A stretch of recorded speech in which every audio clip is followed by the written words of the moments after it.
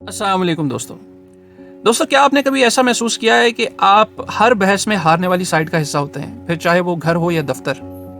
या कभी आपको ऐसा लगा है कि आप किसी नेगोशिएशन में अपने नज़रिए को मनवाने के तरीके से लाइल्म हैं? अगर ऐसा है तो ये किताब आपके लिए है। इस किताब का नाम है नेवर स्प्लिट द डिफरेंस और ये किताब नेगोशिएशंस के टॉपिक पर एक बेहतरीन किताब समझी जाती है। इस किताब की मदद से आप जो चाहें वो हासिल कर सकते हैं। FBI की टेक्निक्स का इस्तेमाल करते हुए ये किताब आपको सिखाती है कि कैसे नेगोशिएशंस के जरिए कामयाबी हासिल की जा सकती है, फिर चाहे वो दफ्तर में हो, घर में हो या किसी मुखालिफ के साथ कोई तनाज़ा। इस किताब के मुसन्निफ का नाम है क्रिस वॉस, जो कि FBI के अहम किडनैपिंग नेगोशिएटर रहे हैं। वो नेगोशिएशन कंसल्टेंसी दी ब्लैक स्वान ग्रुप के बानी भी हैं और उन्होंने हार्वर्ड से लेकर MIT स्कूल ऑफ मैनेजमेंट हर जगह नेगोशिएशन के कोर्सेज पढ़ाए हैं। जबकि इनके साथ को ऑथर हैं टेल राज, जो कि एक सहाफ़ी और न्यूयॉर्क टाइम्स की बेस्ट सेलर किताब नेवर ईट अलोन के मुसन्निफ हैं। दोस्तों, ये किताब इस बात पर रोशनी डालती है कि आपकी रोज़मर्रा की ज़िंदगी में नेगोशिएशन कैसे होती है। ये आपको कई टेक्निक सिखाती है जो कि आपके एतमाद और महारत में इजाफा करती है, ताकि आप मुज़ाकरात से ज़्यादा फ़ायदा उठा सकें और अपने नुकसानात को कम से कम कर सकें। ये आपको मसाइल का हल नहीं सिखाएगी। तनाज़ात तो किसी हद तक नागुज़ीर होते हैं, लेकिन ये आपको मतलूबा नताइज हासिल करने के लिए टूल्स फराहम कर देगी। तो आइए किताब शुरू करते हैं। दोस्तों, नेगोशिएशन सिर्फ वकीलों, कॉर्पोरेट बोर्ड रूम्स या फिर पुलिस के लिए मखसूस नहीं है।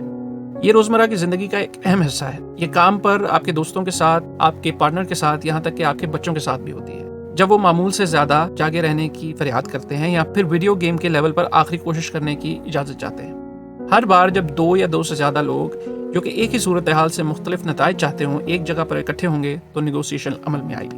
तो वो क्या चीज़ है जो कि एक कामयाब नेगोशिएटर बनने में मदद करती है? सबसे पहला कदम यह है कि इस बात को कबूल किया जाए कि आपकी ज़िंदगी नेगोशिएशन से भरी हुई है और इन्हीं से चलती है। नेगोशिएशंस के बहुत से तरीके हैं, लेकिन सबसे ज़्यादा मौसर टेक्निक इंसानी फितरत को मद्देनजर रखती है। साइकोलॉजिकली दूसरों के साथ जुड़ने से आपको अपने दिमाग के साथ साथ अपने साथियों के मकासद को समझने में मदद मिलती है। बरसों से मुज़ाकरात का नज़रिया इस मफरूज़े पर मबनी था कि लोग माकूलियत से काम करते हैं, लेकिन हालिया रिसर्चर्स जैसा कि आमोस ट्वेर्स्की और डैनियल कानमैन ने इंकशाफ किया है कि ज़्यादातर लोग दरअसल गैर माकूल और गैर मुतवक्के तौर पर काम करते हैं। इसकी एक वजह यह है कि इनके रवैये पर साइकोलॉजिकल मैकेनिज्म की एक सीरीज़ गालिब होती है जिसे कॉग्निटिव बायस कहा जाता है। ये बायसेस 150 से भी ज़ायद हैं, लेकिन अहम नुक्ता यह है कि लोग जबिल्लत, जज्बात और गैर माकूल तरीके से काम करते हैं।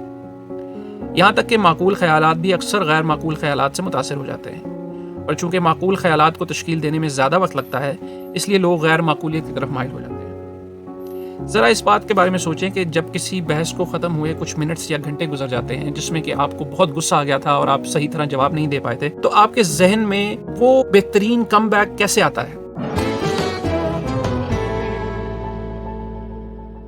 मौसर तरीके से मुज़ाकरात करने की एक टेक्निक है और वो है सुनना।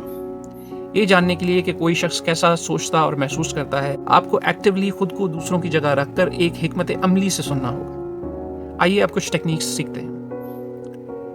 दोस्तों, क्या आपके साथ कभी ऐसा वाक़या हुआ है कि आपने एक रेस्टोरेंट में एक ऑर्डर दिया और वेटर हूबहू आपका ऑर्डर रिपीट कर देता है? इस टेक्निक को मिररिंग कहा जाता है और ये एक ऐसी टेक्निक है जिसकी मदद से आप दूसरों के साथ एतमाद पैदा कर सकते हैं। एतमाद मुज़ाकरात का एक अहम अंसर है। इससे आपको ये जानने में मदद मिलती है कि दूसरा शख्स कैसा सोचता और महसूस करता है, और इनकी ख्वाहिशात और ज़रूरियात को समझकर आप अंदाज़ा लगा सकते हैं कि वो किस तरह एक्ट करेंगे। अपने हम मनसब को फ़ाल तौर पर सुनकर आप दो चीज़ें हासिल करते हैं। पहली ये कि आप अपने गैर माकूल तासुबात यानी कि इर्रेशनल बायसेस को सुनना बंद कर देते हैं, और दूसरा ये कि आप अपने सामने वाले को सेफ फील करवाते हैं। आप इनकी ख्वाहिशात के बारे में बात करना शुरू करते हैं, जिससे आपको इनकी ज़रूरियात का पता लगाने में मदद मिलती है। यही वजह है कि मिररिंग नहायत आसान लेकिन इंतहाई मौसर टेक्निक है। जब आप किसी दूसरे शख्स के रवैये या अल्फाज की नकल करते हैं तो आप इन्हें एक किस्म का एतमाद दिलवा रहे होते हैं। इन्हें यह एहसास होता है कि आप इनसे मिलते जुलते ही हैं, और जो एतमाद पैदा होता है वो उनको मजीद बात करने पर उभारता है।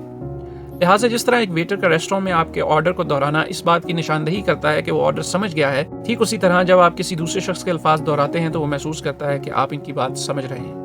मजीद ये कि मिररिंग दूसरे को ये एहसास दिलाता है कि आप इसे बेहतर तौर पर समझना चाहते हैं, फिर शायद वो अपने अल्फाज में कुछ रद्दोबदल करे, और उम्मीद है कि मजीद मालूमात का इंकशाफ हो। एक और मुफीद टेक्निक आपकी आवाज़ का इस्तेमाल है। आवाज़ मुज़ाकरात में इस्तेमाल होने वाले मेन टूल्स में से एक है। बाज़ औक़ात सिर्फ आवाज़ ही काम कर जाती है, اس کے علاوہ آپ کا لہجہ نتائج پر بہت زیادہ اثر انداز ہو سکتا ہے۔ یہاں پر 2 وائس ٹونز بہت اہم ہیں۔ پہلی پازیٹیو اور پلے فل، یہ آپ کی اصل آواز ہونی چاہیے، یہ آپ کی ڈیفالٹ آواز ہونی چاہیے۔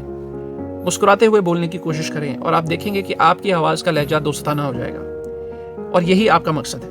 جب آپ مثبت رویہ پیش کرتے ہیں تو لوگوں کے آپ کے ساتھ تعاون کرنے اور مسئلے کا حل تلاش کرنے کا امکان زیادہ ہو جاتا ہے۔ دوسری آواز وہ رات کو FM کے DJ والی آواز ہے۔ اس کو کبھی کبھی استعمال کرنا چاہیے۔ اس کی ٹون ذرا نیچی ہوتی ہے اور رفتار پرسکون اور دھیمی۔ اگر صحیح طریقے سے استعمال کی جائے تو یہ دوسروں کو ڈیفینسو کیے بغیر اتھارٹی کا احساس پیدا کروا سکتی ہے، اور اس سے یہ پتہ چلتا ہے کہ آپ صورتحال پر قابو رکھتے ہیں، لیکن دونوں فریقوں کے لیے ایک محفوظ جگہ پیدا کرنا بہت ضروری ہے۔ فیصلہ کریں کہ کون سی ٹیکنیک استعمال کرنی ہے اور اپنے ہم منصب کی شخصیت کے مطابق مذاکرات کا ایک روڈ میپ تیار کریں۔ پھر اپنی ریپو بہتر بنائیں اور اعتماد پیدا کرنے کے لیے گفتگو جاری رکھیں۔ دوستو، دھیان سے سننا کسی کے جذبات پر روشنی ڈال سکتا ہے۔ ایک سائیکو تھراپسٹ مریض کے جذبات کی گہرائی میں اترتا ہے تاکہ اس کے مسائل کو سمجھے اور اس کا رویہ اس سے بدلوائے۔ اسی طرح آپ جتنا زیادہ ہم منصب کے جذبات کو سمجھ سکتے ہیں، اتنا ہی زیادہ آپ ان کے ایکشنز کو اپنے فائدے کے لیے استعمال کر سکتے ہیں۔ ذرا تصور کریں کہ کئی مہینوں کے انتظار کے بعد آخرکار آپ کے باس نے آپ کی تنخواہ کے سلسلے میں بات کرنے کے لیے کچھ وقت نکالا ہے۔ آپ انہیں اپنے ان تمام پروجیکٹس کے بارے میں بتاتے ہیں جو کہ آپ کمپلیٹ کر چکے ہیں، اور آپ نے کتنا اوور ٹائم کیا ہے اور آپ کتنی اچھی کارکردگی کا مظاہرہ کر رہے ہیں، اور یہ کہ آپ کی پے میں 10% کا اضافہ ہونا چاہیے۔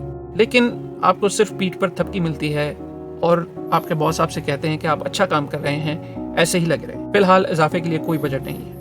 آپ کو یقیناً بہت غصہ آئے گا اور آپ یہ سوچیں گے کہ آپ نے اتنا زیادہ کام کیا ہے، لیکن ایسا لگتا ہے کہ وہ آپ کی قدر نہیں کرتے یا آپ کے ساتھ ایمپتھی یا ہمدردی کرنے کی کوشش بھی نہیں کر رہے۔ ممکن ہے کہ اب آپ کو وہاں کام کرنے سے نفرت ہو جائے، جس کی وجہ سے آپ کی پے بڑھنے کا امکان اور بھی کم ہو جائے گا۔ ایمپتھی بات چیت کو کھلا رکھنے اور آگے بڑھتے رہنے کی کلید ہے۔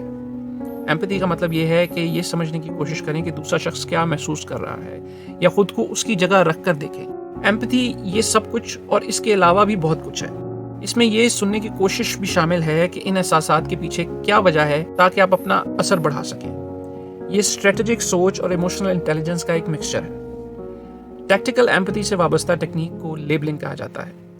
یہ آپ کے ہم منصب کے جذبات کو پہچاننے اور ان کو الفاظ دینے پر مشتمل ہوتی ہے۔ اس طرح آپ ان کو اکنالج کرتے ہیں اور آپ کے عمل سے یہ ظاہر ہوتا ہے کہ آپ ان کے جذبات سمجھ رہے ہیں، جس سے ایک باہمی اعتماد کی فضا پیدا ہو۔ کہنے میں تو یہ آسان لگتا ہے، لیکن جذبات کا پتہ لگانا ایک ایسی چیز ہے جسے سیکھنے کی ضرورت ہوتی ہے۔ پہلا قدم باڈی لینگویج اور آواز کے اتار چڑھاؤ سے آگاہ ہونا ہے۔ کسی خاص موضوع کے بارے میں بات کرتے وقت ہونٹوں کا ہلکا سا چبانا یا ہاتھوں کی ہلکی سی بھی حرکت اس موضوع پر کسی شخص کے جذبات کے بارے میں بہت کچھ بتا سکتا ہے۔ لیبل بنانے کے لیے خود کو ایکویشن سے باہر نکالیں۔ اپنے جملے ایسا لگتا ہے یا ایسا نظر آتا ہے سے شروع کریں۔ جملے میں سے میں نکال دیں۔ اس سے آپ ایک بیلوس، زیادہ ہمدرد اور دلچسپی کا مظاہرہ کرنے والے انسان لگیں گے، اور لیبل لگانے کے بعد خاموش رہیں تاکہ آپ کا ہم منصب اس بات پر مزید غور کر سکے۔ ایک لیبل ایک سوال نہیں ہے، ایک بیان ہے جو جوابات کا دائرہ کافی وسیع کر دیتا ہے۔ لیبل لگانا اس لیے افیکٹو ہے کیونکہ یہ سطحی جذبات کی بجائے اندرونی جذبات کو مخاطب کرتا ہے، اور اس سے کسی بھی منفی جذبات کو منتشر کیا جا سکتا ہے۔ آئیے اب اس تنخواہ کی بحث والی مثال پر واپس چلتے ہیں۔ اگر وہاں آپ اپنی کامیابیوں اور اوور ٹائم پر اصرار کرنے کے بجائے کچھ ایسا کہتے کہ مجھے ایسا لگتا ہے کہ آپ اعلیٰ انتظامیہ یعنی کہ ہائر مینجمنٹ کے دباؤ میں ہیں، بدلے میں شاید وہ کچھ داخلی انتظامی مسائل اور ان کے تئیں اپنے احساسات بیان کرتے، اس سے آپ ان کا اعتماد جیت سکتے تھے۔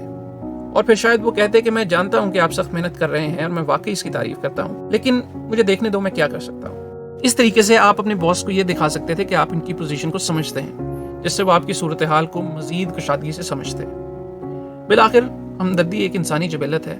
یہ آپ کو میننگ فل تعلقات بنانے اور قائم رکھنے کے قابل بناتی ہے، جبکہ آپ کی من چاہی چیز حاصل کرنے میں بھی آپ کی مدد کرنے کے لیے ایک ٹول کے طور پر کام کرتی ہے۔ آخرکار ہر کوئی چاہتا ہے کہ اسے سمجھا جائے۔ اب تک کے لیے بس اتنا ہی۔ بقیہ حصے کے لیے اس سمری کی اگلی ویڈیو دیکھیں۔ اور دوستو، اگر آپ نے ہمارا چینل سبسکرائب نہیں کیا تو اسے سبسکرائب کر لیں اور بیل آئیکن کو ضرور پریس کر لیں تاکہ ہماری ہر نئی ویڈیو آپ تک پہنچ سکے۔ بہت شکریہ۔